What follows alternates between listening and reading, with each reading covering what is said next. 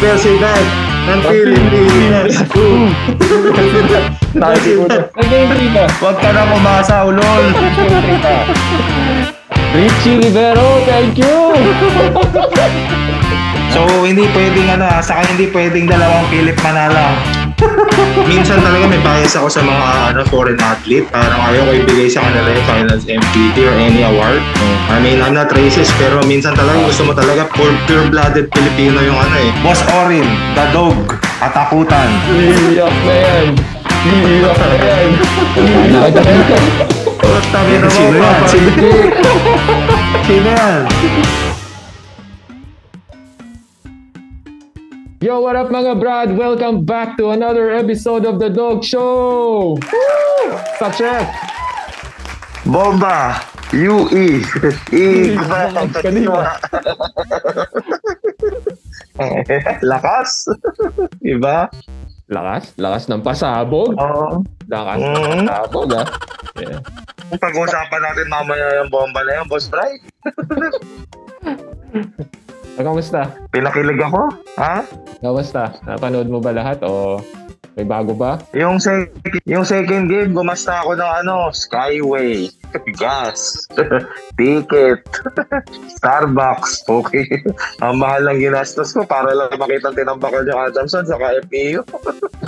Ang lupit.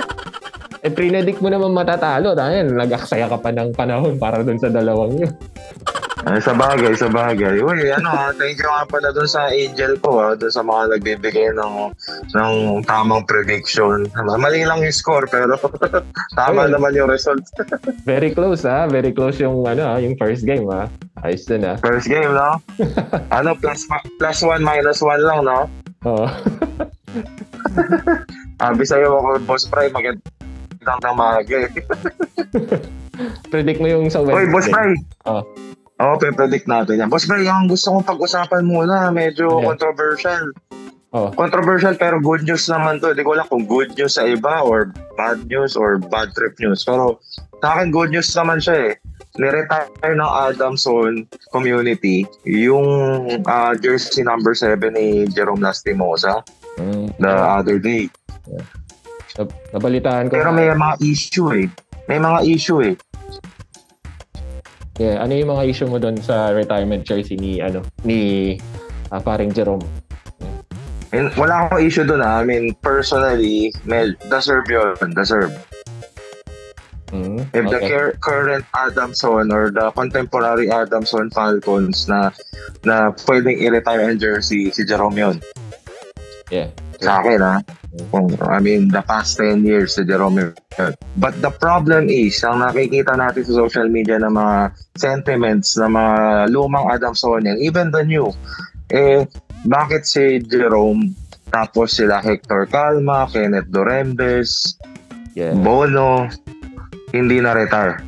And they have more accolades as Adamson Falcon than Jerome Lastimosa. Bono, MVP. True. Tapos Hector Calma, di ba, napa-champion. Yeah. Kenneth Dorembes was a superstar. Mm-hmm. So, hindi natin... Si Marlo Aquino, di ba? He played for... Yeah. Marlo Aquino pa. So, medyo kind of problematic yun So, ano tingin mo, Boss Brian, solution doon para at least yung both camps na magkaiba sentiments with regards to Jerome Lastimosa's jersey retirement? Actually, hindi ko alam kung anong solution dyan, Brad. Pero, trip ng Adamson yan For me, kung sa'yo, okay lang sa'yo yun.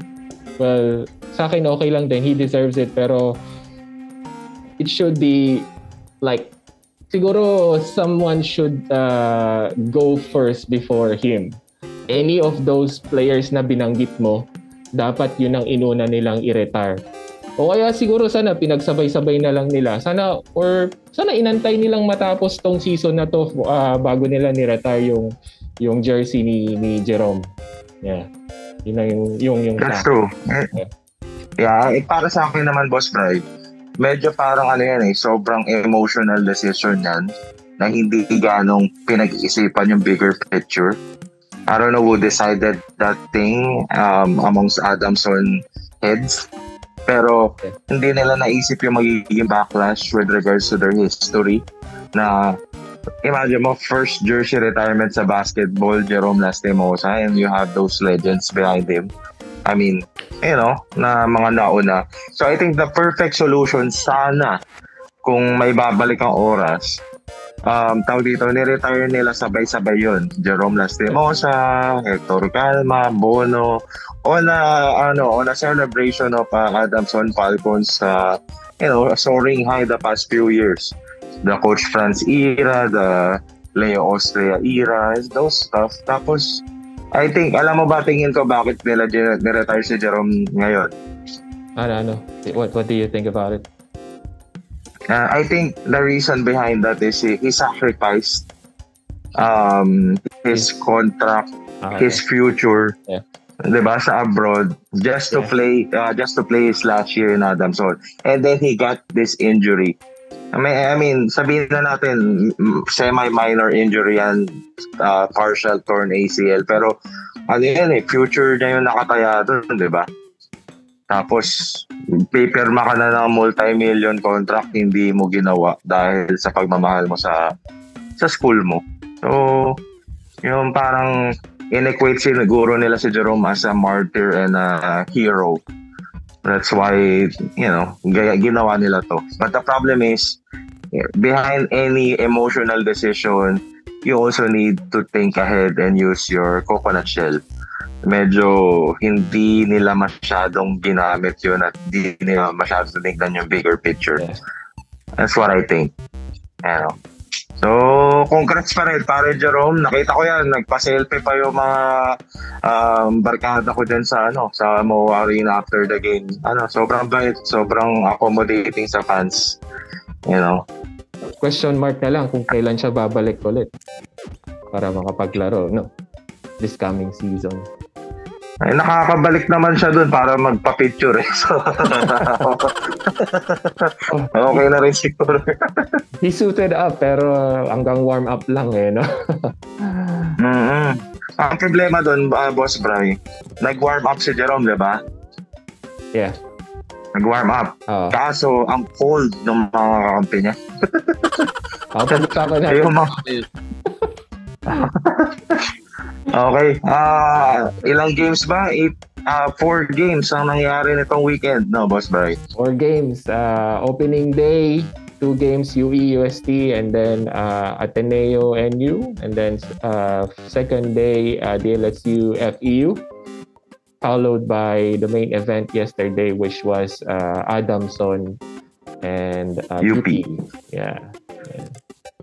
Napanood mo ba yung opening number? No, yun. Nasa work kasi ako nun. Nasa clinic ako. Pero, shoutout sa, sa UAP pala. Sa pag-partner nila sa Pilipinas Live. Buti nakakapanood na rin ako. Kahit pa pa. Hindi na delay? Hindi na delayed? Hindi delay. Yeah, hindi delay. Kaya sakto lang yung mga post natin pagpo-post natin sa page. Yan. Yung sa TFC dati, Boss Pre, binabayaran ko. Inaantay ko pang mabuntis yung broadcast nila kasi lagi delayed. Sabi ko, delayed na naman. Kailan kaya mabubuntis? Oo nga naalala ko nga last season, no? Or 2 seasons ago, 84 tsaka 85 nag-subscribe sa TFC ba? Ano ba? Basta yun, yung partner ng TFC na broadcast, walang yun. Delayed ng isang quarter? Isang quarter. Isa't kalahating yata yun, walang yan. Kumbaga nagsha-shower na yung mga player nasa third quarter ka pa lang. Ayop na yan. Pero dito sa Pilipinas Live, okay naman ako.